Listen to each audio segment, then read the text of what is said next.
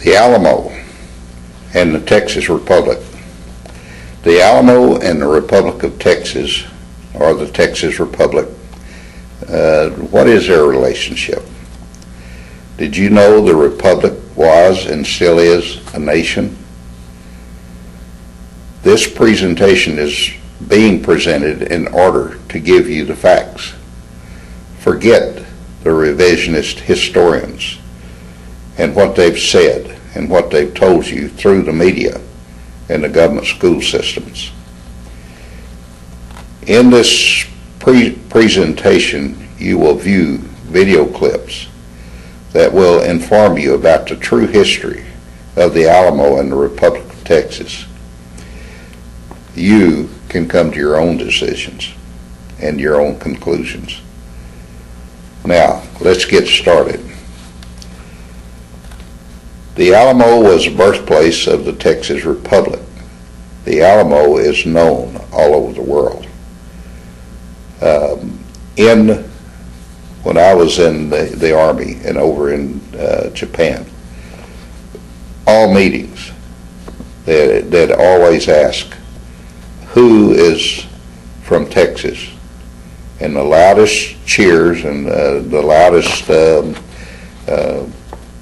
proclamation always came about the Republic. And the Japanese all knew, and they always told us, yes, they knew where Texas was, they knew what it was, because in their history books it appears to them as a republic, still a nation.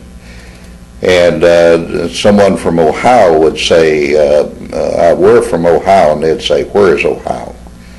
But immediately when you said you were from Texas, they knew exactly where Texas was, and they knew all about it.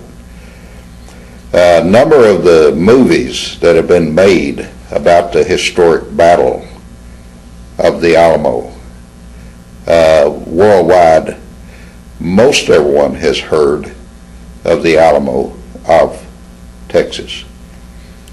In the first video, listen to Davy Crockett, played by John Wayne. In the movie, Crockett, who led the Tennessee Volunteers, defined what the word republic means to him. He is talking to Colonel Travis of the Texas militia. Speak right up and call me Crockett. Don't bother to use my title. Old drunken General Flatford gave it to me in the Choctaw Indian War. I'll call you Travis.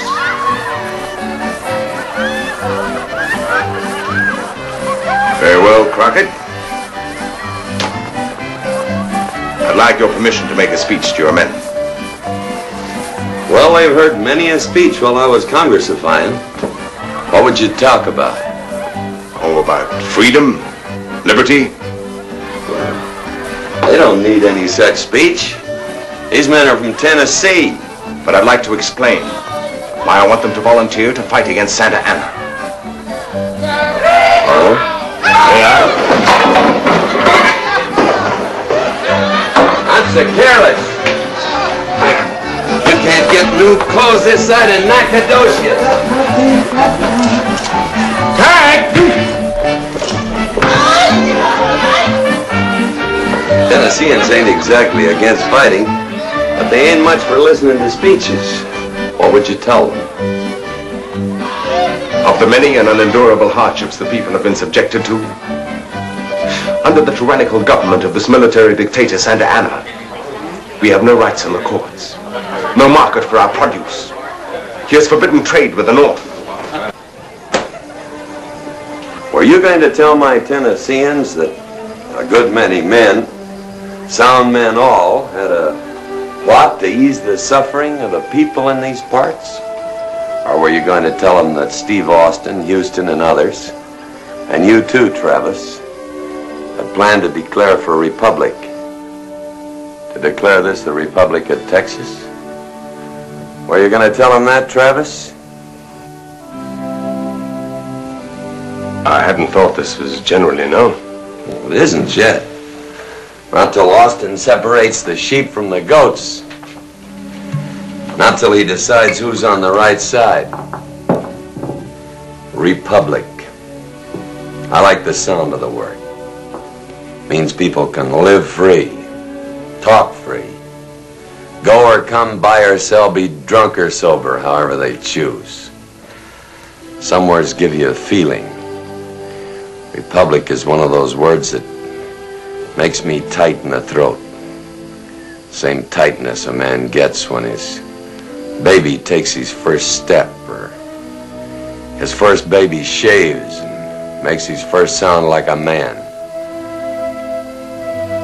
Some words can give you a feeling that make your heart warm.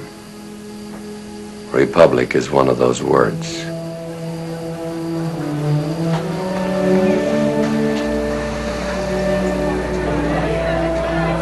Crockett? I have, I believe, learned two things about you. Worthwhile, I hope. You're not the illiterate country bumpkin you would have people believe. You speak in excellent and concise English when you wish. The bad grammar is a pose. Well, a fella has to do a lot of things to get elected to Congress. I've kissed many a baby, too. The other is that you came to Texas to fight with us. Don't tell my Tennesseans that. They think we came south to hunt and get drunk.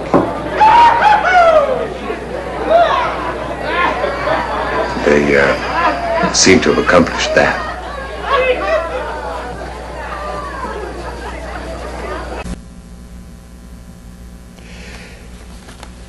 In March of 1836, there were 185 volunteers inside a crumbling old mission, valiantly standing their ground against nearly 5,000 troops from Mexico.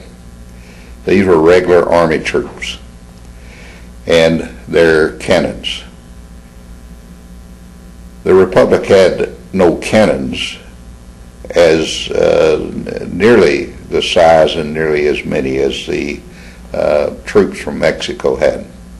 These 185 brave men were willing to sacrifice their very lives as they could be free, so they could be free of Mexican tyranny and create a new nation based on freedom. The tyranny was coming from Santa Ana. The Mexican government was set up that Texas could operate under their constitution, and this is what happened is that Santa Ana stopped that and they started putting them in repressive mode. And this is the reason that the battle started. Most of them were believers and were stating what they believed and making a statement for the freedom of the Republic. Afterlife, no hereafter? Tales for children. Bunkum and bosh. I say this. I believe. I can never find a way to argue down you that don't believe. But I believe in the Lord God Almighty, all-knowing and all-forgiving. And I believe that good shall be triumphant in the end, and that evil shall be vanquished. I believe in a hereafter. Me too. I figure a man's got to believe in those things. Does he want to believe in the good things about man? About his very own self? The real good things, like courage and honesty and love. Jethro? Yes, sir?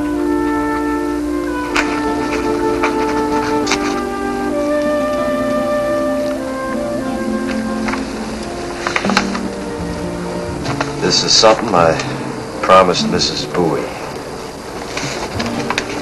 Know what it is? No, sir. That's your freedom. You're a free man, Jeff. Thank you, sir. You better get your belongings together and get on over the wall tonight. It's going to be more than a little rough around here.